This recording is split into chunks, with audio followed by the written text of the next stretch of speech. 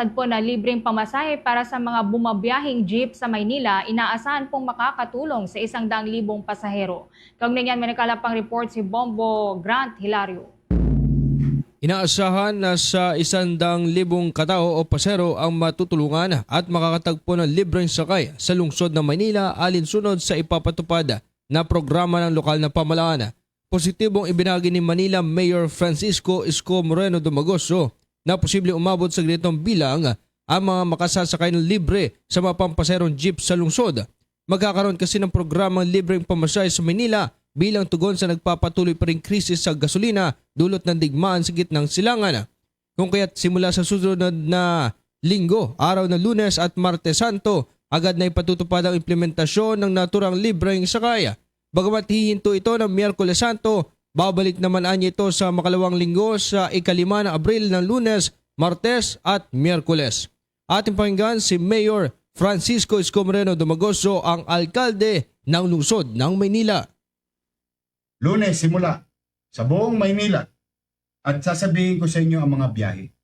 Lunes, Martes, Miyerkules, wala pong libreng pamasahe.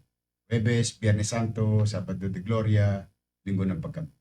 Kalunisan, susunod na linggo, Lunes, Martes at Miyerkules. So, ibig po sabihin, makatitikim ng libreng pamasahe ang humigit kumulang 100,000 mananakay na tagalungsod ng Maynila at ang ibang dumadako dito. Ang nabanggit na libreng sakay ay bunsod ng kasunduan sa pagitan ng lokal na pamahalaan at 22 Jeepney Operators and Drivers Associations na pumapasada sa lungsod ng Maynila. Dahil rito'y ibinagi ng alkalde na ang hakbang na ito'y maaaring makatulong hindi lamang sa mga pasahero kundi lalo na sa mga driver at operator na lubos na apektuhan ng pagtaas sa presyo ng gasolina. Garantisado anyang makatatagpo ng kita sa isang araw ang mga ito sapagkat lokal na pamahalaan na mismo ang sasalo sa kanilang pagbiyahe. Muli si Mayor Francisco Isko Moreno Dumagoso, ang alkalde ng lungsod ng Maynila.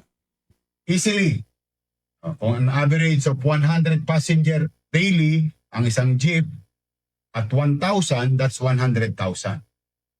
So, isang linggo, kahit papano'y konting ginhawa sa mga manggagawa, mag-aaral, magulang.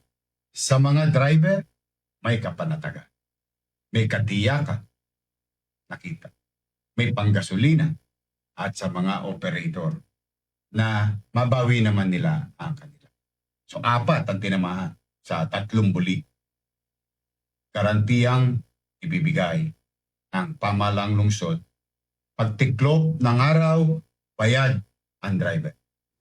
Instruksyon at paalala naman ni Mayor Isko sa publiko na tanging mga may tarpaulin ng libreng sakay lamang ang kalahok sa programa. Kapag ay mayroon nakalagay na libreng sakay, hindi na kailangan pang magbayad ng pasero ng pamasahe sa nasakyan jeep.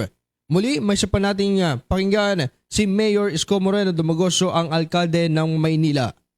O yung mga bagay na yun. Pangatlong tanong, Yorme, paano namin malalaman na yung jeep na yaon ay libre ang pamasahe?